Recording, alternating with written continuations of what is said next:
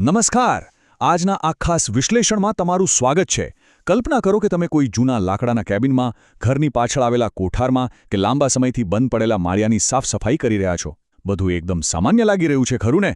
પણ જરા થોભો. શું તમને ખબર છે કે હવામાં ઉડતી એ સામાન્ય ધૂળની પાછળ એક એવો અદૃશ્ય અને શાંત ખતરો છુપાયેલો હોઈ શકે છે, જે જીવલેણ છે? જી હા, આજે આપણે વાત કરવાના છીએ હંતા વાયરસ વિશે. આ એક એવો ઘૂસણખોર છે જે દેખાતો નથી, પણ તેનું પરિણામ ખૂબ જ ભયાનક આવી શકે છે. તો ચાલો, કોઈ પણ જાતની વાર કર્યા વિના સીધા જ આ વિષયની ઊંડાણમાં જઈએ અને સમજીએ કે આ અદૃશ્ય ખતરાથી પોતાને સુરક્ષિત કઈ રીતે રાખી શકાય.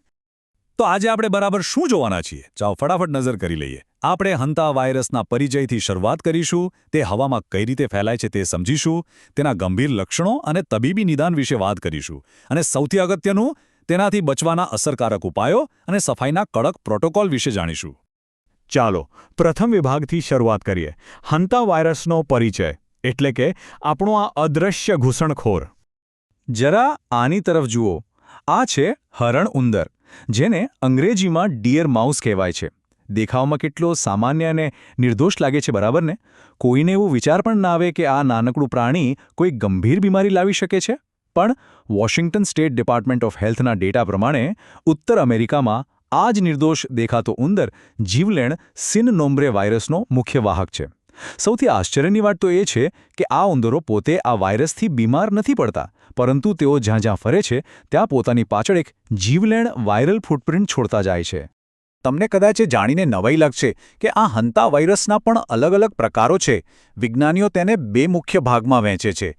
એક છે ન્યૂ વર્લ્ડ વાયરસ, જેમ કે હમણાં આપણે જોયો તે સિન નોમ્બ્રે વાયરસ. આ વાયરસ સીધો તમારા ફેફસા પર હુમલો કરે છે અને હંતા વાયરસ પલ્મોનરી સિન્ડ્રોમ અથવા ટૂંકમાં HPSનું કારણ બને છે. બીજી તરફ છે ઓલ્ડ વર્લ્ડ વાયરસ, જેમ કે સિયોલ વાયરસ, જે ખાસ કરીને યુરોપ અને એશિયામાં જોવા મળે છે. આ પ્રકાર કિડનીને નિશાન બનાવે છે, એટલે કે જગ્યા પ્રમાણે દુશ્મનનો હુમલો કરવાની રીત બદલાઈ જાય છે.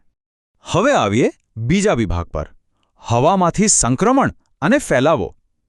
આ વાયરસ ખરેખર આપણા સુધી પહોંચે છે કઈ રીતે? આ આખી પ્રક્રિયા સમજવા માટે એક બહુ જ મહત્વનો શબ્દ છે, એરોસોલાઇઝેશન. શબ્દ થોડો વૈજ્ઞાનિક અને મોટો છે, પણ તેનો અર્થ સમજવો બિલકુલ સરળ અને અત્યંત જરૂરી છે.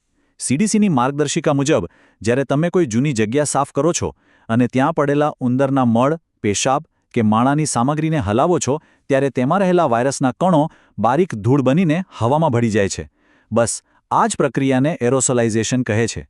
એટલે કે તમે તો માત્ર સાફ-સફાઈ કરી રહ્યા હો છો, પણ અજાણતા જ તમે આ ઝેરી વાયરસને શ્વાસ લઈ શકાય તેવી હવામાં ફેલાવી દો છો.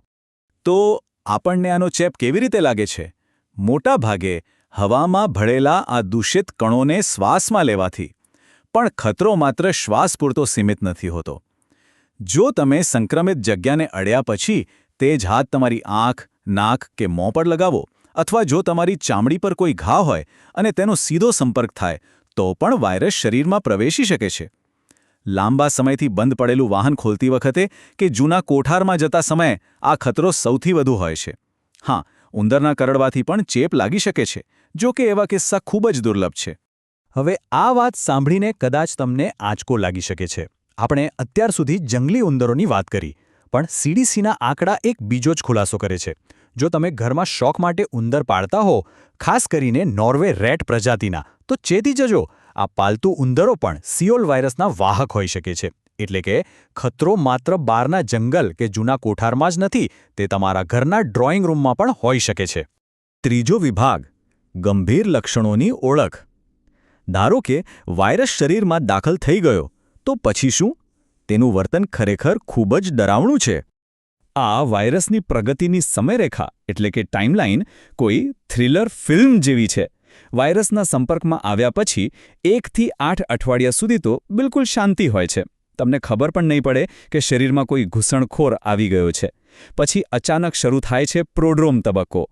3 થી 5 દિવસ માટે સખત તાવ આવે, ભારે થાક લાગે અને સ્નાયુઓમાં દુખાવો થાય. તમને લાગશે કે આ તો માત્ર સામાન્ય ફ્લૂ છે, પણ વાસ્તવિકતા અલગ જ હોય છે. આ તબક્કાના માત્ર 24 થી 48 કલાકમાં જ શ્વસન તંત્ર સંપૂર્ણપણે ખોરવાઈ જાય છે. ફેફસામાં પાણી ભરાવા લાગે છે અને શ્વાસ લેવો અશક્ય બની જાય છે. આટલો ઝડપી હુમલો જ તેને જીવલેણ બનાવે છે. હવે જરા આ આંકડો જુઓ. 35%. વોશિંગ્ટન સ્ટેટના ડેટા અનુસાર અમેરિકામાં હંતા વાયરસ પલ્મોનરી સિન્ડ્રોમનો મૃત્યુદર 35% છે. તમે કલ્પના કરી શકો છો, દર 100માંથી 35 લોકો આ વાયરસ સામે હારી જાય છે. આ કોઈ સામાન્ય બીમારી નથી, અને આ જ કારણ છે કે આપણે આના નિવારણ પર આટલો ભાર મૂકી રહ્યા છીએ. આપણો ચોથો વિભાગ છે નિદાન અને તબીબી સહાય. જ્યારે શ્વાસ લેવામાં તકલીફ શરૂ થાય ત્યારે આ લડાઈ સીધી આઈસીયુમાં પહોંચી જાય છે. જ્યારે દર્દી હોસ્પિટલ પહોંચે છે ત્યારે ડોક્ટર્સ કઈ રીતે નક્કી કરે છે કે આ સામાન્ય ન્યુમોનિયા નથી પણ હંતા વાયરસ છે? તેઓ અમુક ચોક્કસ સંકેતો શોધે છે. એક્સ-રેમાં ફેફસાની અંદર પ્રવાહી ભરાયેલું સ્પષ્ટ દેખાય છે. લોહીની તપાસ કરવામાં આવે તો પ્લેટલેટ્સની સંખ્યામાં અચાનક મોટો ઘટાડો જોવા મળે છે. અને સૌથી ચિંતાજનક બાબત છે બ્લડ પ્રેશરનું એકદમ ઘટી જવું, જેનાથી દર્દી શોકમાં જતો રહે છે. તમને જાણીને કદાચ નિરાશા થશે, પણ અમેરિકન લંગ એસોસિએશન સ્પષ્ટ કહે છે કે હંતા વાયરસ માટે કોઈ ચોક્કસ એન્ટીવાયરલ દવા કે કોઈ જાદુઈ ગોળી ઉપલબ્ધ નથી. સારવારનો એકમાત્ર રસ્તો છે દર્દીના શરીરને ટકાવી રાખવું. દર્દીને તાત્કાલિક આઈસીયુમાં શિફ્ટ કરવામાં આવે છે. શ્વાસ ચાલુ રાખવા માટે મશીનની મદદ લેવાય છે અને ઘટતા બ્લડ પ્રેશરને કંટ્રોલ કરવા માટે નસ દ્વારા સતત દવાઓ અને પ્રવાહી આપવામાં આવે છે. આ એક અત્યંત જટિલ અને આક્રમક લડાઈ છે, જ્યાં એક સેકન્ડ કિંમતી હોય છે. તો હવે 5મા વિભાગ પર આવીએ, અસરકારક નિવારણ અને બચાવ. જ્યારે કોઈ દવા જ નથી ત્યારે બચાવ જ શ્રેષ્ઠ ઉપાય છે. આનાથી બચવાનો સૌથી સીધો અને સાદો મંત્ર છે: ઉંદરોને તમારા રહેઠાણથી દૂર રાખો. તમારા ઘર કે મિલકતમાં પડેલા નાનામાં નાના છિદ્રો કે તિરાડોને સિમેન્ટથી પૂરી દો. ઘરની આસપાસ જમા થયેલો કચરો કે બિનજરૂરી ઝાડીઓ સાફ કરો, જેથી ઉંદરોને સંતાવાની જગ્યા ન મળે. જરૂર પડે તો ઉંદરો પકડવાના પાંજરા કે ટ્રેપ ગોઠવો. અને સૌથી અગત્યની વાત, જો તમે કોઈ એવી જગ્યાએ જઈ રહ્યા છો જે લાંબા સમયથી બંધ છે, તો અંદર જતાં જ કામ શરૂ ન કરી દો. પહેલાં બારી બારણા ખોલો અને ઓછામાં ઓછી 30 મિનિટ માટે તાજી હવાને અંદર આવવા દો. આ નાનકડી આદત જીવ બચાવી શકે છે. અને હવે આપણો છેલ્લો 6થો વિભાગ, સફાઈ માટેના સુરક્ષિત પ્રોટોકોલ. ધ્યાન આપજો, કારણ કે અહીં જ મોટાભાગના લોકો ભૂલ કરે છે. આ આખી ચર્ચાની સૌથી અગત્યની વાત હવે હું તમને કહેવા જઈ રહ્યો છું. સામાન્ય રીતે આપણે સાફસફાઈ કઈ રીતે કરીએ છીએ? સીધી સાવરણી કે વેક્યુમ ક્લીનર લઈને મંડી પડીએ છીએ, ખરું ને? પણ CDCના કડક આદેશ મુજબ હંતા વાયરસની શંકા હોય તેવી જગ્યાએ ક્યારે પણ સાવરણી કે વેક્યુમનો ઉપયોગ ન કરવો. જો તમે એવું કર્યું તો તમે જાતે જ વાયરસને હવામાં ઉડાડી રહ્યા છો. તેના બદલે ઉંદરના મળ કે મૃત ઉંદર પર બ્લીચ કે કોઈ મજબૂત ડિસઇન્ફેક્ટન્ટ છાંટીને તેને બરાબર ભીનું કરો. ભીનાશ વાયરસને હવામાં ઉડતો અટકાવશે. ત્યારબાદ તેને ભીના કપડાં કે કાગળથી લૂછી લો અને પછી આખા વિસ્તારમાં જંતુનાશક દવાથી પોતું કરો. અને હા, જો તમે કોઈ એવી જગ્યાએ છો જ્યાં ઉંદરોનો પારાવાર ઉપદ્રવ છે, જ્યારે બાજુ ગંદકી છે, તો ત્યાં તમે સામાન્ય કપડાનો માસ્ક પહેરીને સફાઈ ન કરી શકો. અમેરિકન લંગ એસોસિએશન ચેતવે છે કે આવી ગંભીર પરિસ્થિતિમાં યોગ્ય રેસ્પિરેટર માસ્ક અને પૂરા સુરક્ષા સાધનો હોવા અત્યંત જરૂરી છે. ઘણીવાર તો આવી જગ્યાઓ સાફ કરવા માટે પ્રોફેશનલ લોકો કે આરોગ્ય વિભાગની મદદ લેવી જ હિતાવહ છે. જાતે હીરો બનવા જવું અહીં ભારે પડી શકે છે. તો આજના આ વિશ્લેષણના અંતે હું તમને એક પ્રશ્ન સાથે છોડી જવા માંગુ છું. હવે પછી જ્યારે પણ તમે કોઈ જૂના માળિયાનો દરવાજો ખોલશો અને સૂર્યપ્રકાશમાં એ ધૂળના કણોને હવામાં ઉડતા જોશો, તો શું તમે તેને માત્ર સામાન્ય ધૂળ સમજશો કે પછી તમને વિચાર આવશે કે તેમાં કોઈ અદૃશ્ય ખતરો તો નથી ને? આપણી આસપાસ એક એવી સૂક્ષ્મ દુનિયા છે જેને આપણે નરી આંખે જોઈ શકતા નથી, પણ તેનો અર્થ એ નથી કે તે નુકસાન ન પહોંચાડી શકે.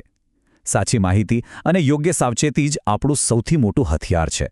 આશા છે કે આજની આ માહિતી તમારા માટે ઉપયોગી સાબિત થશે. જાગૃત રહો, સાવચેતી રાખો અને સુરક્ષિત રહો.